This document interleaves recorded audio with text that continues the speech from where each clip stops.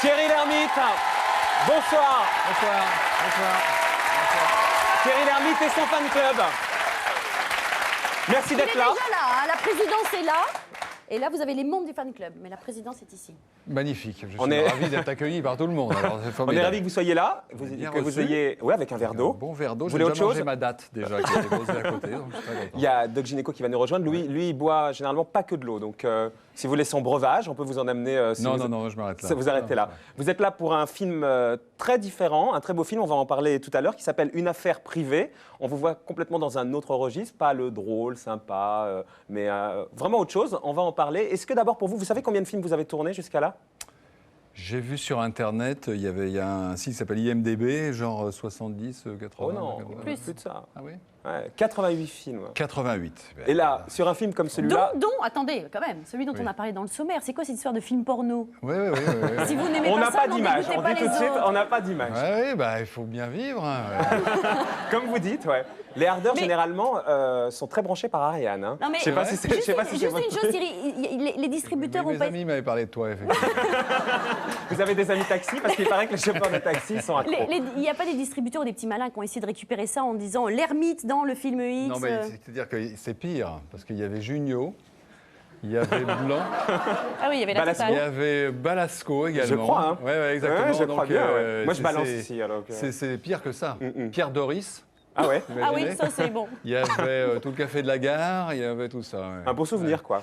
On s'est régalé. En fait, l'histoire, c'est qu'on était tous là en train de regarder. Le film, c'était des spectateurs qui regardaient un film porno. Voilà. Ah, d'accord. D'accord. Et après, ils l'ont sorti effectivement, comme si c'était un film porno, en mettant nos têtes quand Tant on que est c'est votre venu. tête.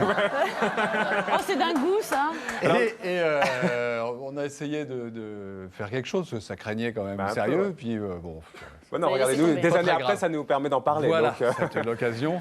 Là, en fait, vous venez pour une affaire privée. Est-ce Ouais. que c'est pour vous une promo un peu comme les autres, une sortie comme les autres, c'est le 88e, ou vous avez l'impression de jouer un truc à 4 jours de la sortie, ça sort mardi, puisque le 1er mai, c'est un mercredi, donc là, ça sort la veille, le mardi. Vous êtes, par exemple, un peu flippé, pas de l'émission de ce soir, mais de la sortie du film. Non, parce que, je me suis régalé à faire ce film, je me suis marré tous les jours. Ouais. Et j'ai fait un truc vraiment intéressant et rencontré des gens extraordinaires, Nick Lou, le metteur en scène, les Voilà. acteurs à qui j'ai joué. Alors que c'est pas un film drôle, vous êtes marré Non, au du tout, tournage, et pourtant, et on s'est vraiment régalé et très marré. Et deuxièmement, le film, je l'ai vu et j'ai adoré ça. Donc c'est déjà un deuxième bonus.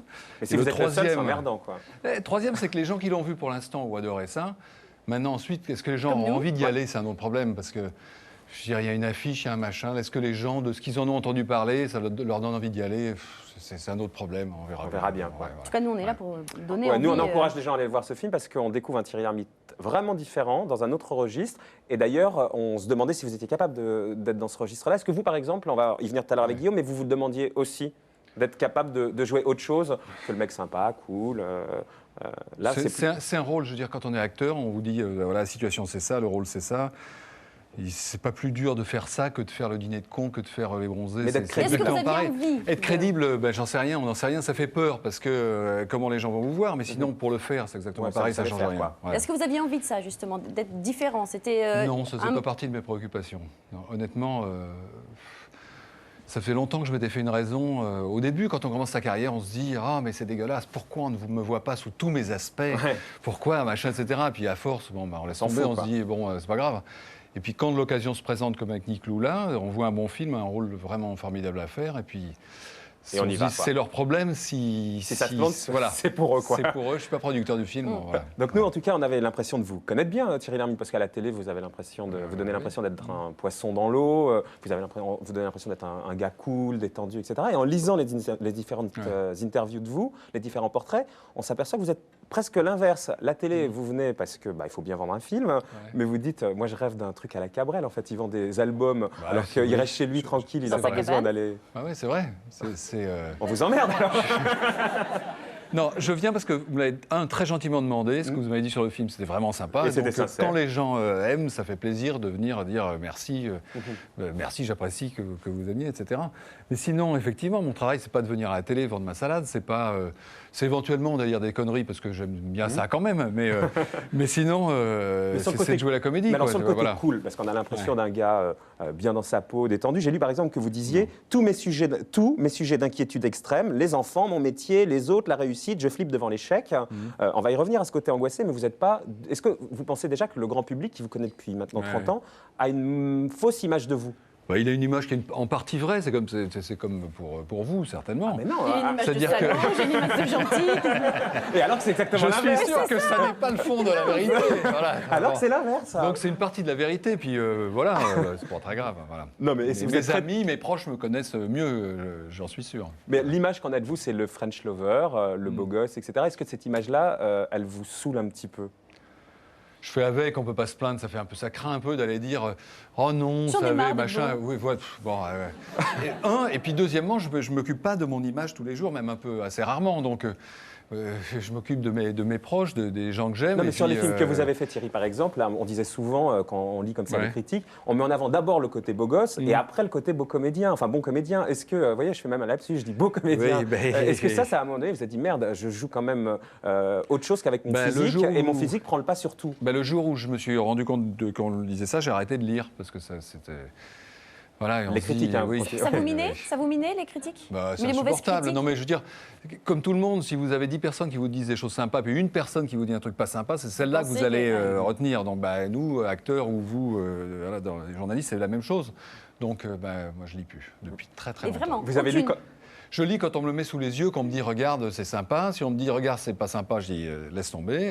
Non, je lis Vous pas. avez Mais lu par pas exemple beaucoup, que 3 femmes sur 4 vous élisent quand même, c'était il y a quelques années, mais le français le plus séduisant quand On me même. l'avait dit. On me l'avait... continuez. c'est bien. Il y avait Claudia Schiffer en plus. Oui, qui- oui, ouais. oui, ça j'ai bien aimé ça. Vous avez bien aimé. Oui, j'ai bien aimé. Et je pense que ce qui vous saoule, c'est les questions là-dessus en plus. Je vous soupçonne un petit Non, peu. mais non, Il a ça- l'habitude, Ça en me fait. fait marrer, et puis je veux dire, je préfère ça qu'on me dise le contraire. Donc, mais Ouais. Moi, ça serait plutôt pour le je contraire. je surveille pas ces statistiques annuellement.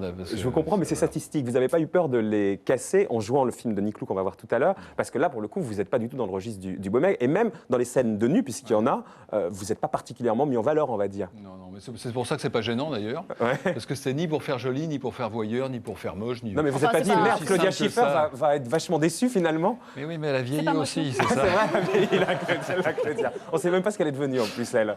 J'ai lu qu'elle allait se marier, figurez-vous. C'est pas vrai. Ouais. Avec Tout à Copperfield? l'heure. Non, pas Copperfield, un autre mec, je sais pas comment il s'appelle. J'ai Un lu ça magicien. dans la voiture qui m'amenait, il y avait Gala, et voilà, j'ai lu ça. Ouais. Ah ouais. Et le fait justement que tout le monde vous trouve sympa, bon comédien, etc. À votre avis, pourquoi? Est-ce que vous avez une idée de ça? Est-ce que c'est justement ce délit Mais de parce belle que c'est gueule? vrai, merde. Non, mais c'est certainement vrai. Regardez Ariane, tout le monde la trouve séduisante, machin Ouais. et tout, et on comprend pas forcément pourquoi. Ouais. Moi, je C'est- comprends très bien, je vais te dire. Mais est-ce qu'à votre avis, c'est également parce qu'on a l'impression que vous ne prenez pas du tout au sérieux et que vous avez de la distance par rapport Mais à ce ça métier? c'est vrai, mais ça n'empêche pas d'être angoissé, de flipper sur n'importe quoi, sur le jugement des gens, sur l'opinion, comme tout le monde quand même. Voilà. Malgré tout, oui. Malgré tout, dès qu'on est parlé en public, c'est un problème pour. C'est la peur numéro 1 de tout le monde dans les statistiques. Et nous, c'est ce qu'on fait tout le temps. Donc, oui, on est. Et puis, si on n'aime pas ça, si on n'accepte pas d'être jugé et éventuellement de ne pas être aimé, il ne faut pas le faire. Donc, Dans la vie de tous les jours, vous êtes aussi bon que ça quand vous parlez, vous êtes vachement plus sur la réserve, parce que là, vous êtes leader, on va dire.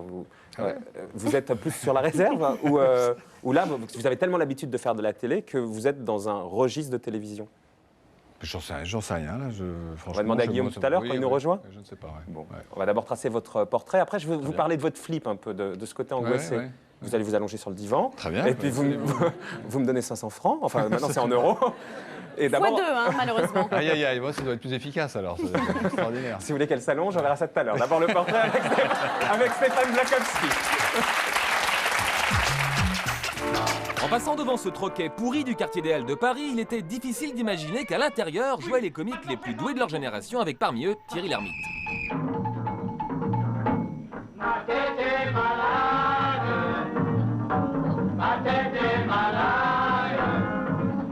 Vous voulez être prof de maths?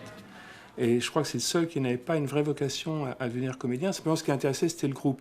Et je crois que c'est le plus grégaire, c'est celui qui avait le plus le sens. Et ils auraient fait n'importe quoi. Je pense qu'ils auraient monté, j'exagère, mais je pense qu'ils auraient monté une entreprise de peinture. Je pense qu'ils les auraient suivis pour faire une entreprise de peinture. Finalement, Thierry ne sera pas commercial chez Ripollin, mais vedette de cinéma. Les membres du Splendide avaient en commun leur humour, ce que Thierry avait en propre, c'est son physique. Pour moi, le seul jeune premier qui peut se faire rire, comme dans Le Père Noël est une ordure, ou comme dans Les Bronzés, ou comme dans... Quand je dis jeune premier, c'est pas du tout péjoratif, dire c'est un bon mec. Alors ça, il peut se déguiser d'une telle manière qu'il peut être grotesque. Or ça, il y en a pas beaucoup de mecs qui font ça. De fait, l'ermite n'a jamais lésiné sur le déguisement pour nous amuser. Il a aussi tenu 5-6 rôles dramatiques sans vrai succès. Mais le plus frappant, c'est qu'il y a toujours eu de la place dans sa vie pour autre chose que son métier. Pas, je pense, omnubilé par le fait de... C'est pas un boulimique, c'est pas un boulimique comme peut l'être un Junio, par exemple, qui est beaucoup plus boulimique, ou comme pour l'être un Depardieu qui est hyper boulimique. Il fait très bien ce qu'il sait faire et par ailleurs, il vit. Je crois qu'il est très équilibré, très sain, c'est clair. Ainsi, il a la passion de la voile, alors il a arrêté de jouer pendant 1 an et demi pour partir en bateau avec sa famille autour du monde. Mais il avait aussi la passion de l'informatique. Vous apprendrez aussi à installer une carte d'acquisition. Il a donc créé des CD-ROM éducatifs, il a même créé une start-up entre 95 et 98 comme un vrai chef d'entreprise. Le cliché acteur beau gosse ou père de famille tranquille, je crois que ça ne correspond pas à Thierry Lhermitte. C'est une vraie dimension chef d'entreprise, oui. Capacité à convaincre, à communiquer son enthousiasme et à surveiller le fait que ça ne coûte pas de l'argent, que ça en rapporte. En devenant producteur, il marie son sens des affaires et son goût du cinéma. Résultat, 9 millions d'entrées pour un Indien dans la ville. 1,5 million seulement pour le Prince du Pacifique qui nous fait découvrir un autre Thierry Lhermitte. Concerné, investi, angoissé, super responsable. C'est monsieur, vous voyez, c'est monsieur, je suis responsable et je coulerai à bord du navire, des règles, droits. Incroyable, trop. Il cache ça sous un physique élégant, comment vous avez dit, beau gosse. Ça n'empêche pas d'être angoissé, comme quoi il y a une justice. Ah, tu m'en fiches un coup, Sylvie. Je te jure, ça fait mal. Après Les Ripoux, Le Placard et le Dîner de con, dans son dernier film, Lhermitte interprète un personnage plus sombre. Mais si vous êtes inconsolable de la disparition du Splendide, sachez qu'il est votre seul espoir. Je plaisante. Si, par exemple, l'un ou l'autre émettait l'idée de reformer la troupe, ne serait-ce que pour faire un truc, je pense que c'est certainement celui qui dirait oui le premier. Bon. C'est vrai ou pas Thierry, c'est vrai? Ouais, très sympa. Et c'est vrai que si jamais ça devait se reformer, le Splendide, c'est oui, vous je dis oui qui... tout de suite, ouais.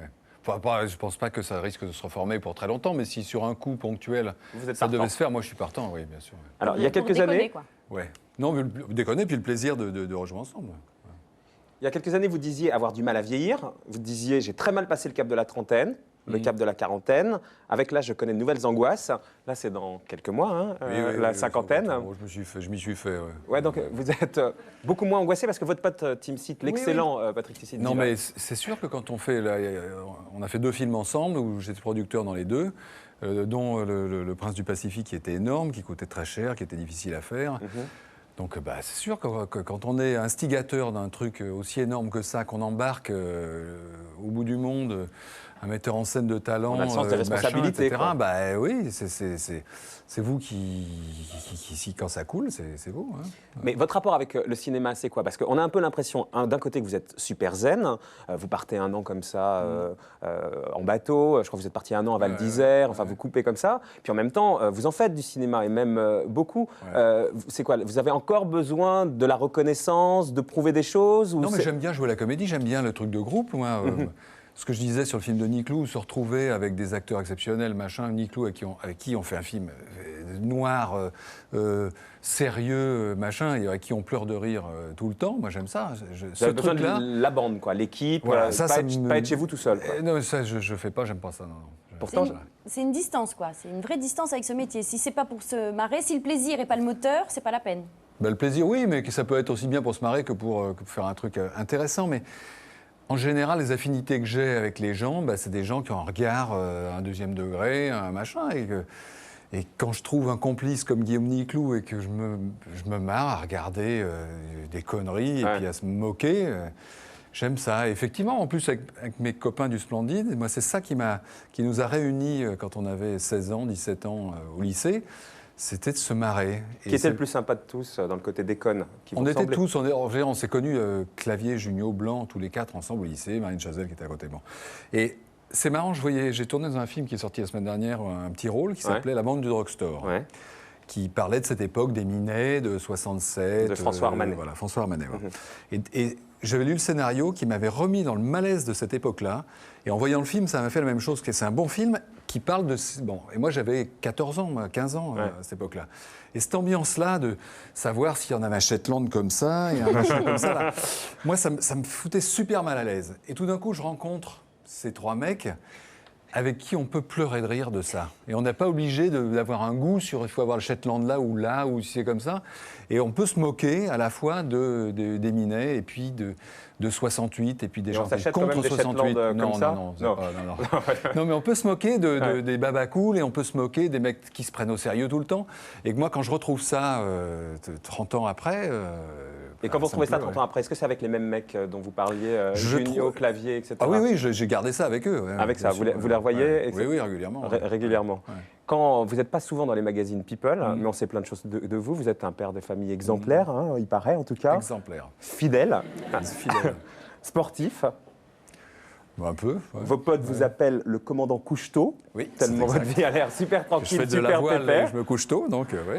Mais il paraît d'ailleurs, juste une petite anecdote, il paraît que vous avez une panoplie pour vous couchez à 22h et que vous avez une véritable panoplie, c'est Team Fit qui a balancé, je vous le dis. C'est quoi la panoplie? C'est quoi la panoplie? Non, c'est pas méchant, non, franchement. Bah, je me mets un petit filet sur les cheveux. Parce que non.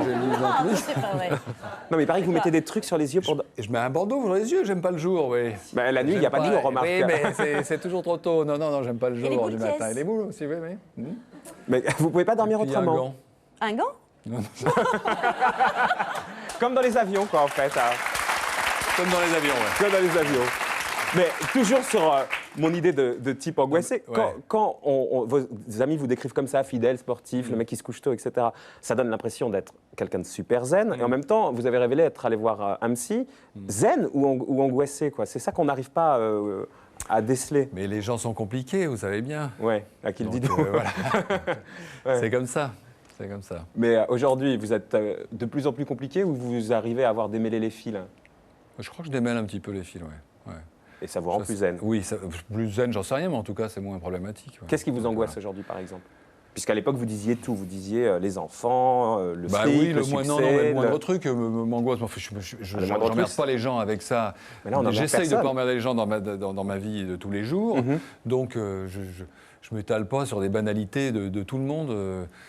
Enfin bon, je crois que c'est sans intérêt. Bon alors, Ariane, une question intéressante, s'il vous plaît. Ouh la vache. Alors, attends. C'est pas sans intérêt la question, c'est sans intérêt. J'ai bien compris, Thierry. Mon problème. Moi, je voulais revenir quand même sur une affaire privée. C'est pas la première fois qu'on vous propose un film sérieux. Est-ce qu'on vous en a proposé énormément? Est-ce que, par exemple, des films d'auteur, on vous a proposé des films d'auteur? Pas beaucoup, un petit peu, mais pas beaucoup. Mais ce qui se passe, c'est que dans la comédie, où j'ai eu quelques succès, on me propose le premier choix, entre guillemets. Et alors que dans les films sérieux, en général, on me propose ce qui a été refusé par d'autres acteurs. Donc, j'ai pas le premier choix, qui est déjà fait. Oui, bien sûr. Et là, sur le film de Niclou, c'est la première fois. Niclou, c'est une chance d'avoir un truc vraiment formidable. Est-ce que vous allez les voir, justement, les films d'auteur? Est-ce que c'est un cinéma qui vous intéresse? Oui, j'en veux voir. Je vais voir les films français d'abord, de toute façon. Et puis... Oui, je vais souvent voir. Ouais. Est-ce que les gens appellent les films avec les comédiennes aux cheveux gras, c'est votre truc?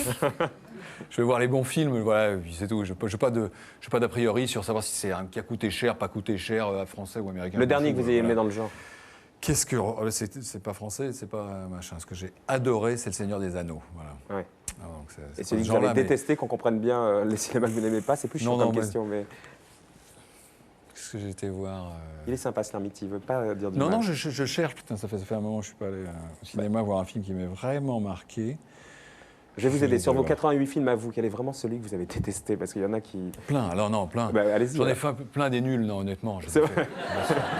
Mais allez-y. Mais bien sûr. Là, si vous prenez votre filmographie, quelle proportion des films vous referiez et quels sont ceux que vous ne referiez pas? Honnêtement, je les referais tous, parce que il y avait des bonnes raisons à chaque fois. J'en ai tous tiré quelque chose, des rencontres, des marades, mais même les plus nuls, honnêtement. Mais les mauvais, par exemple? Ben, j'en ai fait vraiment dans lequel c'était pas... C'est pas vrai, mais souvent on le sait pas avant. Ah oui, non mais bien sûr. Et puis quelquefois... Par exemple, j'ai fait un film avec Bud Spencer, par exemple, aux États-Unis. Rien que son nom, ça fait rigoler. Par exemple, Rien que son nom. Ça s'appelait, je sais pas comment, Ange et démon. Vous avez un côté Terence Hill en C'était pas, plus. Ça, c'était pas un film d'auteur, ça. Pas tellement, non, c'était pas tellement là. ça c'était pas possible. quoi. Franchement, c'était nul, mais c'est quand même marrant d'aller tourner à Miami avec Bud Spencer. C'est quand même, Et comment ça s'est super fait, ça drôle. Comment Thierry Lhermitte se retrouve à retourner avec Bud Spencer? Ben, il y a un mec qui arrive, vous propose un truc, voilà, puis on le lit, on discute du cachet, et puis on y va. Mais Ah ouais c'est un moteur, le cachet, ouais. Ah. Ouais, Ça peut l'être, ça en fait partie du truc. Parce que non, si ça avait été payé 3 sous, j'aurais pas allé. Je serais pas allé, mais Vous avez à côté Michel Galabru, quoi. C'est ce que vous avez dit. C'est ça. C'est ça, c'est loin. Non, non, il faut payer les impôts. C'est quand même marrant, quand même. Ouais. Voilà, c'est une expérience. Même pour le raconter, ça vaut le coup. Un film qu'on aurait vu que vous avez détesté, de vous. Parce que vous n'avez pas vu le film avec Bud Spencer? Je suis étonné, là. Je suis désolé, mais je crois que je n'étais pas le seul. Hein.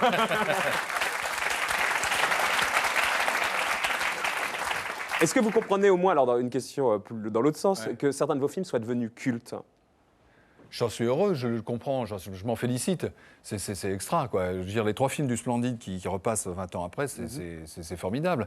Vous les revoyez à chaque fois? Non, je vois Saoulé, pas. Je tombe dessus. Non, mais je tombe dessus. Non, mais je revois pas les films où je suis d'abord, mais quelquefois je tombe dessus quand ça passe à la télé, puis je me marre 5 minutes. Est-ce que les gens dans la rue ont tendance à vous croiser en disant c'est cela? Oui, ça un peu. Oui, ça fait 20 ans. Ah oui.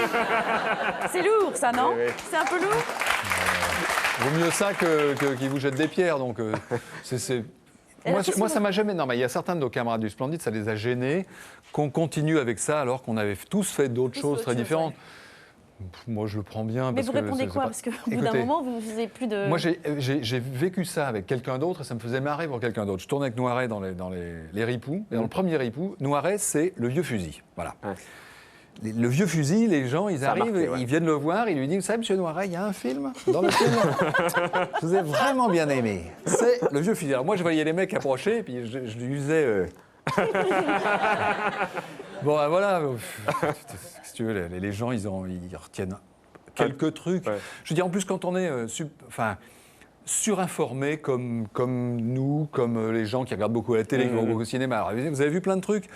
Les gens, ils ont d'autres sujets de préoccupation ou d'intérêt dans la vie. Ils marquent sur un truc, quoi. Voilà. Alors vous allez leur faire ce soir, c'est cela, oui. L'émission avec Bouvard, par exemple, là. Oui. On lui reparle sans arrêt de cette émission avec Bouvard. Vous allez nous le faire, donc c'est cela, oui, pour les gens qui ont juste envie de vous entendre faire ça. C'est cela, oui. On s'en lasse pas. Oui, ça marche. On s'en lasse pas. Votre côté businessman, hein, tout le monde le décrit, ça vient d'où? C'est votre côté, vous étiez super bon en maths, l'argent c'est un truc super important pour vous? Non, c'est pas ça. C'est que quand on a commencé à faire le Splendide, on a construit le théâtre, on a écrit nos pièces, on l'a géré, tout ça, tout simplement parce qu'on ne savait pas qui allait nous employer. Et que, donc, on se dit, il n'y a qu'à le faire. Bon. Et quand je commençais à être producteur, c'est la même démarche. On faisait Nuit d'ivresse avec Josiane Balasco, et on s'est dit, il n'y a qu'à le produire. Et puis voilà, donc, honnêtement, c'est pas très difficile. Il y a d'autres trucs plus durs dans la vie. À faire très bien, c'est autre chose. Non, mais quand vous faites par exemple lancer une start-up, vous êtes super entreprenant. J'ai fait super entreprenant, sauf que je l'ai vendu avant que ça vaille cher. Donc, ah oui, c'est un peu très businessman. Vous étiez très précurseur quand même sur le truc. Oui, parce que j'étais vraiment dans les premiers à faire une entreprise Internet. Et vous n'avez pas fait une super plus-value? Non, j'ai revendu les prix que ça avait. Ah ouais. Écoutez, non, et sur le côté producteur, vous avez dit tout et son contraire. Vous avez dit j'arrête, puisque j'ai eu des flops un peu retentissants. J'ai dit j'arrête, et c'est vrai, ça fait 1 an que j'ai arrêté. Ouais. J'arrête de produire, j'ai atteint mon seuil d'incompétence absolue. Maximum. Maximum, excusez-moi. C'est une loi comme la loi, ça s'appelle pas la loi de Murphy, ça s'appelle la loi de je sais pas quoi, j'ai oublié. De Peters, c'est le syndrome de Peters. Voilà, exactement. Ça. On progresse dans la vie jusqu'à atteindre son stade d'incompétence. Là, ça y est, vous l'avez. C'est mon cas dans la production. Et alors, c'est fini quand vous disiez je rêve de produire un film à la Jacques Perrin, Le Peuple Migrateur. Non, on me demandait qui vous admirait comme producteur. Je citais Jacques Perrin, parce qu'entre Z, Le Peuple Migrateur, Himalaya, Les Médecins du Monde, je trouve ça un parcours exemplaire. Mais qu'est-ce qui vous... Vraiment, c'est terminé. Excusez-moi, mais c'est vraiment terminé. Non, mais c'est terminé, je jure pas. Si un jour ça me reprend de me dire je veux que ce film existe, je me sens, j'y crois, je veux le faire, je le ferai peut-être ou sans doute. Mais qu'est-ce qui vous manque pour être un bon producteur? C'est-à-dire que atteindre son stade d'incompétence maximum, ça veut dire que vous avez tous les pouvoirs entre vos mains, et que donc forcément, vous touchez à des domaines dans lesquels vous avez moins de compétences que vous n'en aviez au moment où il fallait demander à quelqu'un d'autre. Là, c'est vous qui décidez. Faites bien attention. Je vois bien, je vois bien. Ça avait marché pour Un Indien dans la ville, ça avait parfaitement marché. Oui, oui, bien sûr. Non, mais ça a marché avec d'autres films aussi. Oui, mais donc bon. c'est pas sur un échec, c'est cet Non, échec mais qui c'est vous pas a ça, c'est touché que tout d'un coup, je sais pas, moi, je me retrouve aujourd'hui, je suis heureux qu'il y ait un producteur qui s'appelle Bourboulon, qui ait produit une affaire privée, qui a eu l'idée de m'engager moi, parce que moi, j'aurais pas eu son talent de producteur d'aller vous d'oser dénicher, demander à un acteur comme Thierry Lhermitte, enfin, un acteur de comédie, voilà. Ouais. Et moi, honnêtement, c'est la réaction que j'ai eue au début. Je me suis dit, mais pourquoi ça... Est-ce que l'image colle bien et tout? Bon, il faut croire, c'est une réaction. Vous aviez même peur que votre image desserve le film. Oui, c'est ça. C'est dans ce sens-là que j'avais peur. Bon. Et je vois l'affiche aujourd'hui, il y a plein de gens qui la trouvent bien, machin, et moi, j'aurais pas la moindre idée de ce qu'il faut faire comme affiche pour ce film. Donc mais pour Un Indien, ça a marché. Il paraît que ça vous a même rapporté 40 millions de francs. Le film a rapporté beaucoup et moi j'en ai eu, non pas autant que ça, un peu moins, mais vous êtes beaucoup un super bon d'argent, parti. Ouais. Ce qui est bien, c'est que votre argent, vous en gagnez, mais vous en donnez, parce que j'étais halluciné par le nombre de causes humanitaires sur lesquelles vous vous impliquez. Évidemment, mais c'est les restos, vous faites partie de l'équipe qui a toujours fait ça, le Téléthon. Là, on va vous passer un petit clip pour que les enfants qui sont à l'hôpital... Les étoiles enchantées, ça s'appelle. Super, on va le voir, c'est un clip qui est réalisé par Alain Chabat, puissent avoir le cinéma chez eux, à l'hôpital. Vous avez dit chaque fois que je trouve l'adresse d'une nouvelle association, j'envoie 500 francs.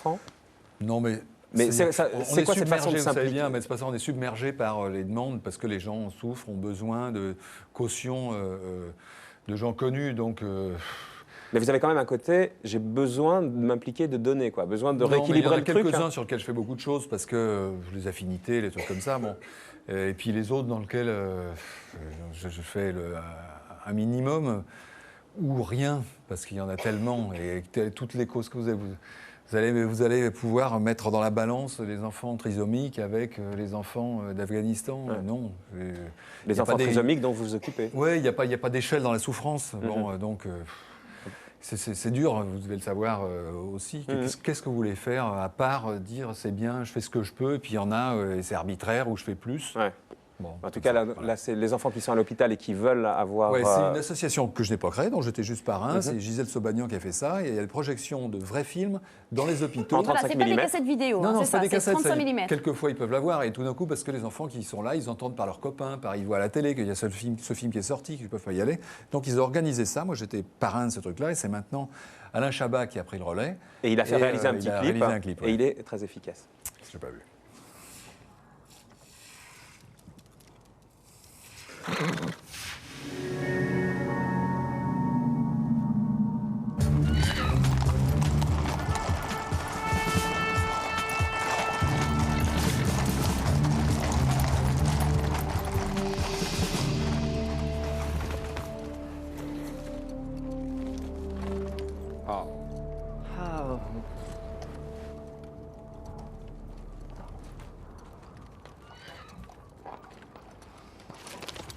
Ah bah oui.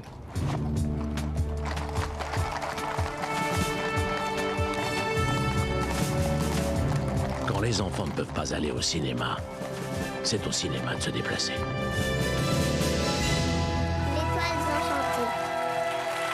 L'étoile enchantée.